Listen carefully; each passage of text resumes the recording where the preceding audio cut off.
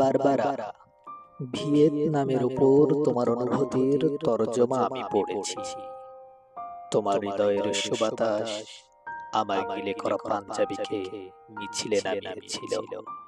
প্রাচ্যের নির্যাতিত মানুষগুলোর জন্য অসীম দরদ ছিল সে লেখায়। আমি তোমার ওই একটি লেখাই পড়েছিলাম, আশীর্বাদ করেছিলাম তোমার সোনার দোয়াত কলম হোক। আমার ভীষণ জানতে ইচ্ছা করে বারবারা, তুমি এখন কেমন আছো? নিশ্চয়ই তুমি পেট পড়তে শিখে গেছো। গাউনের রগ আর এক মেয়েকে চায়ের টেবিলে মায়ের সঙ্গে ঝগড়া হয়।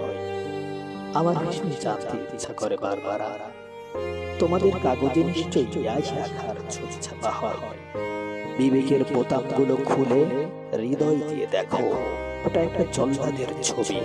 15 লক্ষ নিরস্ত্র লোককে ঠান্ডা মাথায় সে হত্যা করেছে। মানুষের কষ্টার্জিত সভ্যতাকে সে গলা টিপে হত্যা করেছে।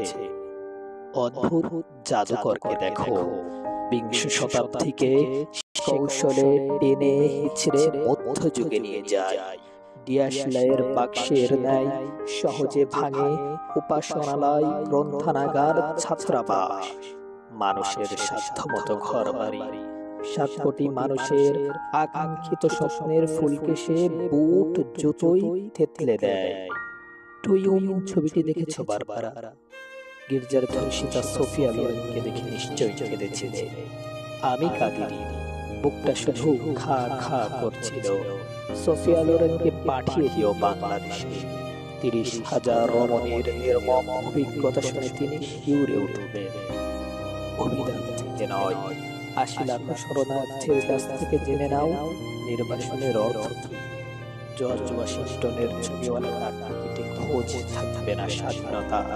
আমাদের মুক্তিযোদ্ধাদের কাছে এসো। সাধু আব্রের মর্মর মূর্তিকে গণতন্ত্র আর মানবতার জন্য মালির ঘামে ভেজা ফুলের তোড়া দিও না। নিহত লোকটি লজ্জায় ঘৃণায় আবার আত্মহত্যা করবে। বারবারা, বারবারা এসো, এসো রবি শঙ্করের সুরে সুরে মমর্ষ মানবতাকে গাই। বিবেকের জংধরা দরজায় প্রবল করাঘাত করি। অন্যায়ের বিপুল হিমালয় দেখে এসো রুদ্ধ হই, সংগঠিত হই।